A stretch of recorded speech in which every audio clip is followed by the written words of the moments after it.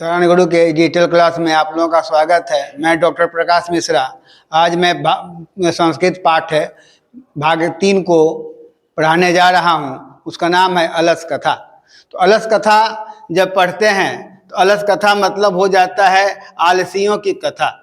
तो आपका यहाँ पे देखा जाए आपका गद्यांश 1 है। तो गद्यांश 1 में आप देखेंगे कि मंत्री का नाम है वीरेश्वर, जगह का नाम है मिथिला और लेखक कौन है? विद्यापति। तो यहाँ कहता है कि आसित मिथिलायाम वीरेश्वर नाम मंत्री। कहता है कि मिथिला में वीरेश्वर नाम के मंत्री थे।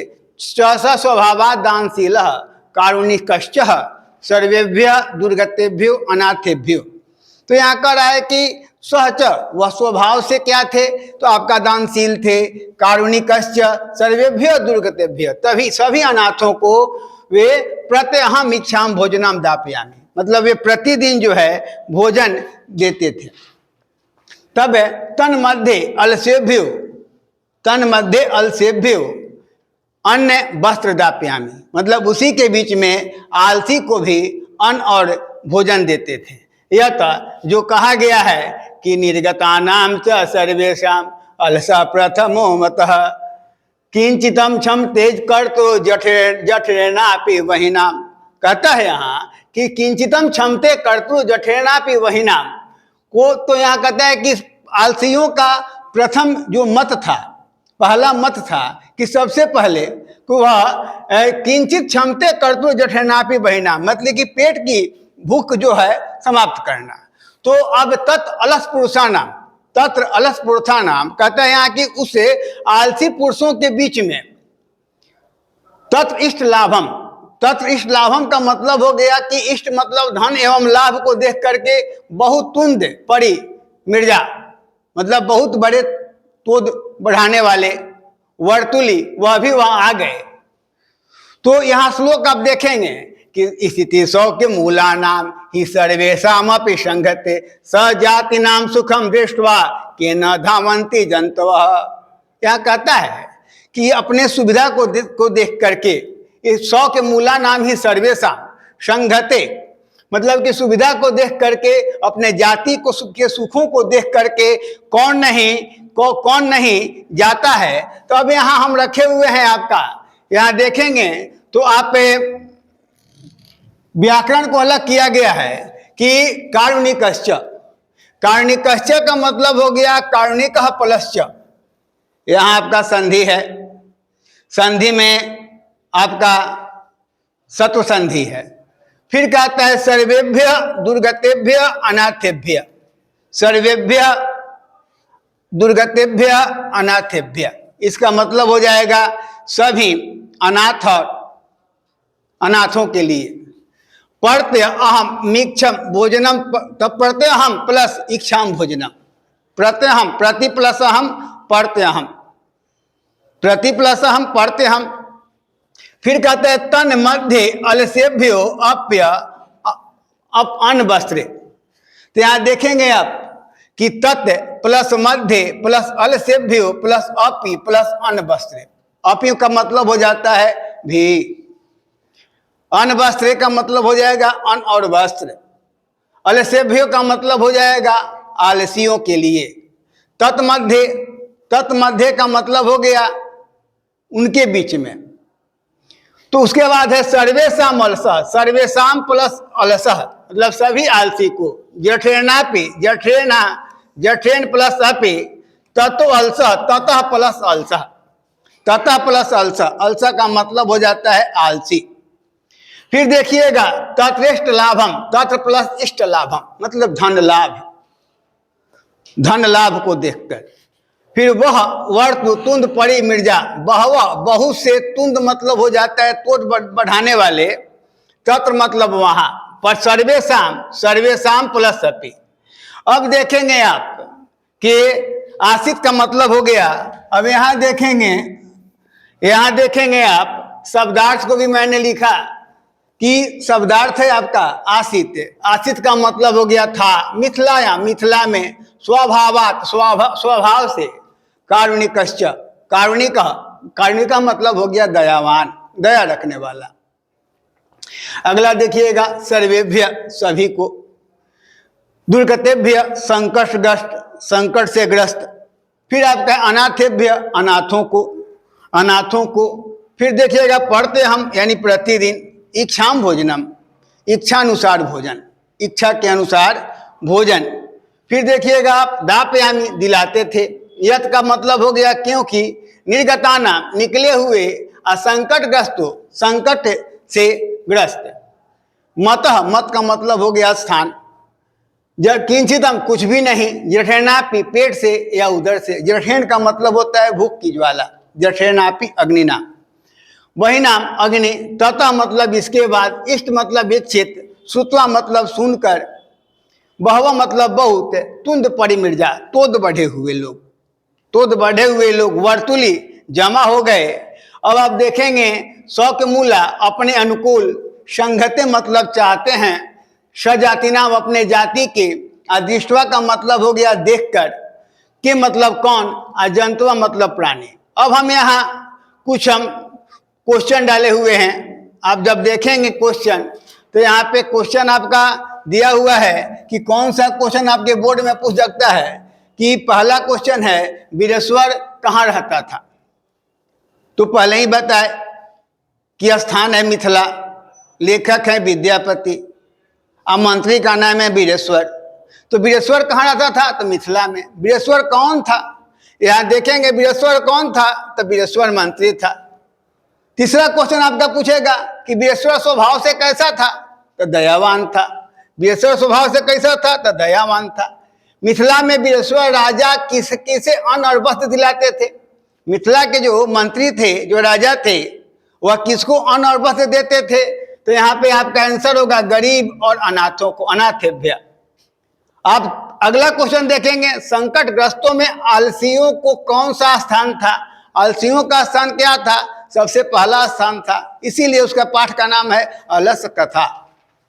अलस कथा के बीच में ही बढ़े हुए तोद वाले धूर्त लोग प्रवेश कर गए, लेकिन उस पाठ का नाम अलस कथा इसीलिए रखा गया है कि उसमें संकट में ग्रस्त आलसियों का स्थान जो था वह आपका पहला स्थान था। अब देखेंगे गद्यांश दो देखेंगे तो आप यहाँ पे है कि पश्चात, अब देखेंगे गद्यांश 2, तो गद्यांश 2 में आप यहाँ पे है कि पश्चात अलसाना, पश्चात मतलब आलसियों के बाद, सुखम मतलब सुख को, दृष्टवा में आप देखेंगे दृष्ट प्लस कत्वा दृष्ट प्लस कत्वा आपका दृष्टवा हो गया। तो फिर कहता है यहाँ कि देख करके धूर्त जो है और कीर्तिम आलसी, इनको हम कह सकते हैं बनावटी आलसी। मतलब वीरेश्वर ने उन आलसियों के लिए वहां भोजन की व्यवस्था की थी जो वे आलसी थे, लेकिन यहाँ पे आप देखेंगे कृत्रिम आलस्य, कृत्रिम आलसी को दर्शयित्वा दिखा करके भोजन को ग्रहण करते थे। कहने का मतलब कि आलसी के लिए तो दानशाला की स्थापना की गई, लेकिन उस आलसियों के सुख को देख करके जो कृत्रिम आलसी थे, बनावटी आलसी थे और धूर्त थे, वह भी भोजन को ग्रहण करते थे। तो अब फिर कहता है कि तदंतर अलस्य सलायाम बहुद्रव्यम व्यय, कहते कि तदंतर मतलब इसके बाद अलस्य आलसियों के घर में बहुत से द्रव्य को देख करके योगी पुरुष ही परामिष्ट, योगी पुरुष विवाह आ गए। मतलब जो परिश्रम करने वाले, उन्होंने देखा कि वीरेश्वर जो राजा हैं वह सभी के लिए, आलसी के लिए, धूर्त कपटी आलसी, सभी लोग जब लाभ को ले रहे हैं, धन लाभ ले रहे हैं, तो योगी पुरुष भी वहां चले गए। यत क्षम बुद्धिया करुणया में आप देखेंगे तृतीया विभक्ति है कि करुणा से केवल आलस्य भी हो स्वामी, केवल आलसियों के लिए स्वामी वस्तु को देते हैं। कपटे न अलस्य, कपटी भी कपटी भी आलसी जो है, जो बनावटी आलसी थे, वह भी ग्रहण करते थे। इति अस्माकम, यही प्रमाद है। यदि भवती, यदि ऐसा होता कि तद अलस पुरुषा नाम, उन आलसी पुरुषों की परीक्षा ली जाए, ऐसा इति परामर्श करके, वह परामर्श करके अलस शालायाम, आलसियों के शाला में अग्नि जला दी गई। कहने का मतलब कि संख्या बढ़ती गई दिन प्रतिदिन लोगों की। आलसी, कपटी आलसी, बनावटी आलसी, धूर्त, योगी, सभी लोग आ गए। तो वहां राजा के सेवक ने विचार किया कि इन आलसियों की परीक्षा ली जाए। तो वह शाला में, उस घर में आग लगा दी गई। तो आप देखेंगे कि हमने यहाँ लिखा है कि पश्चात अलसा नाम, इसके बाद आलसियों के। फिर है दृष्टवा। दृष्टवा में आप देखेंगे कत्वा पढ़ते हैं, दृष्ट प्लस कत्वा। दृष्टवा मतलब देखकर, धूर्त मतलब कपटी, कृत्रिम आलसी, बनावटी आलसी को दर्शयित्वा दिखाकर, भोज्य मतलब भोजन, गृह्णन्ति ग्रहण करते हैं लगे। तदंतरम इसके बाद, तो इसके बाद आप देखेंगे यहाँ दिया गया है, आपका शब्दार्थ दे दिया गया है। करुणया, हमने बताया था कि करुणया में लतया, करुणया में तृतीया विभक्ति है। जैसे लता लते लता, लताम लते लता, लतया, तो करुणया। फिर देखेंगे कपटेना, कपट से इति अस्माकम, इति अस्माकम कहता है कि हमारी। फिर कहता है कि कुर्म करना चाहिए, प्रसुप्त मतलब सोए हुए, प्रसुप्त मतलब सोना, और प्रसुप्तेषु सोए हुए, बहिना मतलब आग को दिलाकर या लगाकर।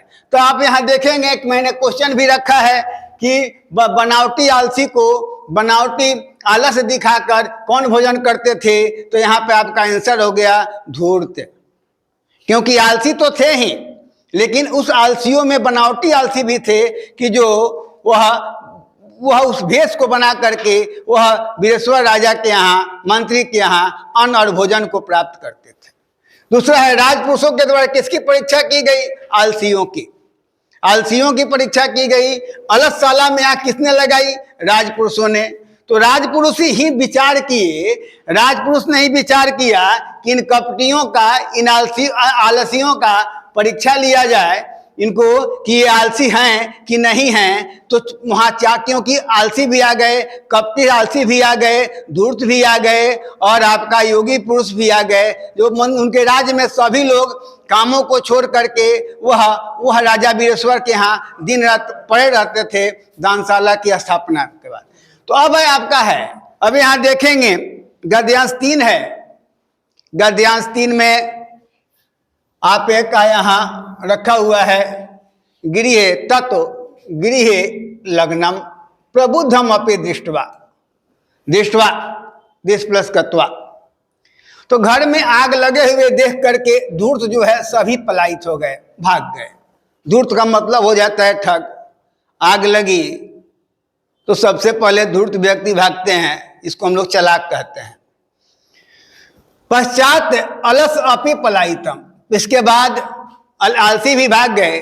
चत्वारः पुरुषा, अब यहाँ कहते हैं 4 पुरुष केवल, तत्रैव वहां सोए रह गए। परस्परम, परा प्लस परम, परस्परम आपस में वह विचार करने लगे। एक वस्त्र न आवृत मुखे नुक्तम, एक वस्त्र से मुख को ढक करके कहता है अहो कह अयम कोलाहलम, मतलब कि यह कैसा कोलाहल है। बाकी सब तो भाग गए, 4 आलसी ही बच गए। द्वितीय कहता है तदत्यम यद अस्मिन गृहे अग्नि लग्नो अस्ति।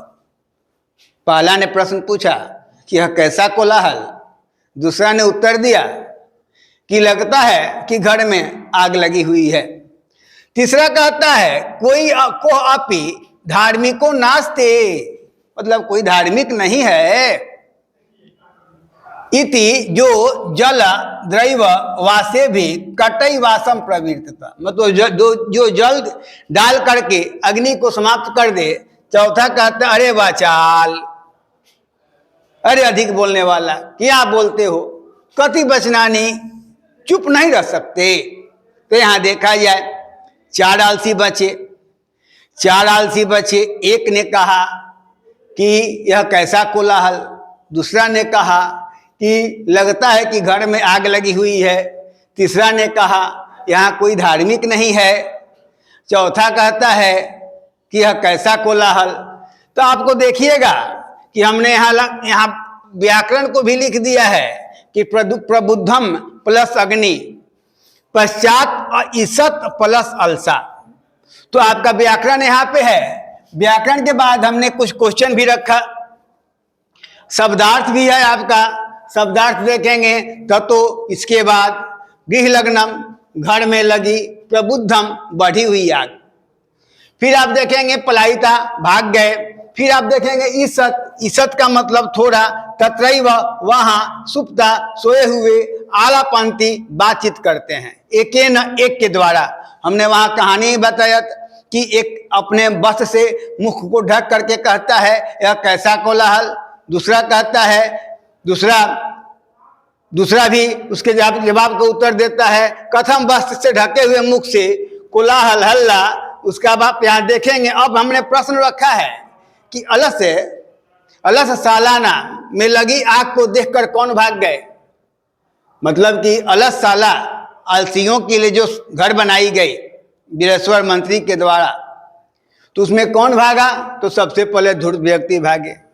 उसके बाद देखिए अलस साला में कितने व्यक्ति सोए हुए थे, 4, क्योंकि धूर्त भाग गए, कपटी आलसी भाग गए, योगी पुरुष भाग गए, 4 आलसी केवल बचे रहे। उसके बाद कहता है कि प्रथम आलसी ने क्या कहा, यह कैसा हल्ला। दूसरे आलसी ने क्या कहा, लगता है इस घर में आग लगी हुई है। दूसरा आलसी क्या कहता है, भाई इस घर में आग लगी हुई है। तीसरा कहता है कोई धार्मिक व्यक्ति नहीं है तो जल से भीगे चटाई को हमें ढक दे। अब सोचिए उस आलसी व्यक्ति उठ करके उठना भी नहीं चाहते थे, आग लगी हुई है, चारों तरफ से आग से घिरे हुए हैं, लेकिन फिर भी वह एक दूसरे से बात कर रहे हैं। उनको प्राण का भय नहीं है, वे उठना नहीं चाहते हैं। तीसरा कहता है कि कोई धार्मिक नहीं है। चौथा कहता है अरे बाचाल कितना बोल सकते हो, चुप क्यों नहीं रहते। इस कहानी के लास्ट में तुम लोग को बताएंगे आप लोगों को कि इस कहानी में इन लोगों को बाल पकड़ करके खींच करके इन लोगों को बाहर किया गया।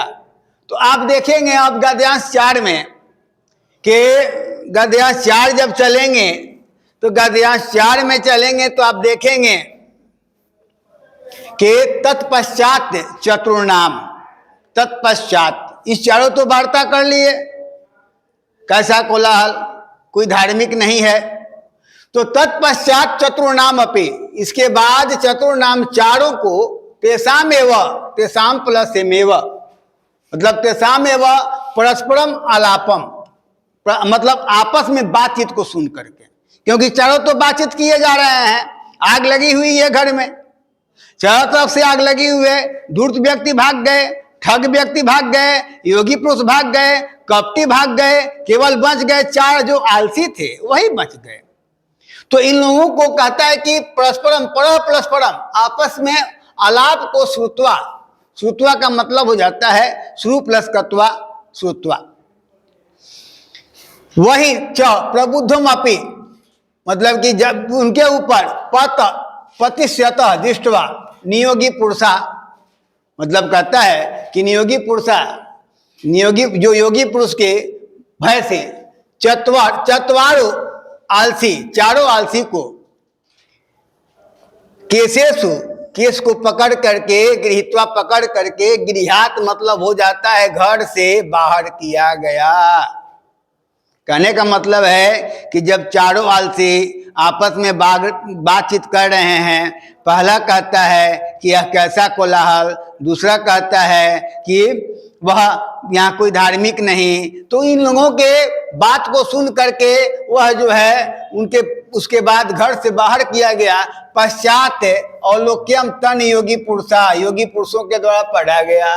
न अलसा नाम गति कांचित लोके कारुणिक बिना पश्चाते चतुर्वा अलसेषु ततो अप्य अधिकतरम वस्तु मंत्रेदाप्याम। कहते हैं कि पति रेव गति स्त्रीणाम। हम 8 पे रुकते हैं। कोई भी श्लोक होता है अनुष्टुप छंद में है कि पतिरेव गति स्त्रीणाम बालानाम जननी गते न अलसानाम गति काश्यते लोके कारुणिक बिना। कहते स्त्रियां, पति स्त्रियों को गति देने वाला पति होता है, अब बालानाम बच्चों के सुरक्षा करने वाला माता होती है। जननी का मतलब हो जाता है माता। स्त्रियों की रक्षा करने का काम पति का होता है, बच्चों की रक्षा करने का काम माता का होता है। बाला नाम जननी गति न अलसा नाम गति, उन आलसियों के गति को रक्षा करने वाला कारुणिकस्य दयावान व्यक्ति होता है। काचित लोके करुणा बिना, और इसके बाद कोई उसका कोई महत्व नहीं है। पश्चात चतुर अलसेवे, चारों आलसियों को तत्अप्य अधिकतरम वस्तुनि दापयामस, उस चारों आलसियों को वीरेश्वर राजा ने बहुत सा धन दे करके संतुष्ट किया। अब हम लोग चलें कि यह कहानी जो है अलस कथा है, आलसियों की कथा है। तो यहाँ आलसियों के परीक्षा के लिए मिथिला के राजा जो थे वीरेश्वर, उन्होंने दानशाला की स्थापना की और उस दानशाला में आलसियों के परीक्षा के लिए उन्होंने वह सभी वस्तुओं को उनको देने का व्यवस्था किया गया। लेकिन उसी में बनावटी आलसी धूर्त सभी लोग आ गए। फिर कहता है ततश्च चतुर्णाम अपि, ततः प्लस चतुर्णाम अपि, चतुर्णाम मतलब हो जाता है चारों में भी। तेसाम प्लस एव तेसाम एव प्रबुद्धम येषाम उपरि, प्रबुद्धम प्लस येषाम प्लस उपरि। अब यहाँ आप देखोगे, अब इसमें कुछ क्वेश्चन भी हम डाले हुए हैं, तो आपका यहाँ शब्दार्थ हो गया प्रबुद्धाम अपि, यानी बढ़ते हुए उनके ऊपर। अब यहाँ पे आप देखोगे बहुत क्वेश्चन इसमें दिए हुए हैं कि पहला है कि स्त्रियों की गति किससे होती है, तो आप देखोगे पति से। बालकों की गति किससे होती है, माता से। किसके बिना इस संसार में आलसियों की गति नहीं है, दयावान के बिना। फिर का आप देखिएगा महत्वपूर्ण हिंदी प्रश्नोत्तर हमने दिया यहाँ कि आप देखेंगे अलस पाठ में किसका वर्णन है, अलस पाठ में किसका वर्णन है। तो यहाँ लिखा हुआ है अलस पाठ में आलसियों के जीवन शैली, आत्मविश्वास, दुर्दशा, दयावान, दयालुता की चर्चा की गई है। तो अब कहता है अलस कथा में हमें क्या शिक्षा मिलती है। अलस कथा आपका ये पूरा क्वेश्चन है कि आप देखोगे आलसियों को घर से किसने और क्यों निकाला। उसके बाद आपका क्वेश्चन है बढ़े हुए आलसियों को देखकर राजपुरुषों ने क्या किया। तो हमने कहानी में पढ़ाया भी था कि राजपुरुषों के द्वारा आग लगा दी गई। चारों आलसियों का संवाद अपने शब्दों में लिखें। तो आप यहाँ पे ये क्वेश्चन है, आप इसको देखेंगे और जो भी प्रॉब्लम होगी तो पूछेंगे। धन्यवाद।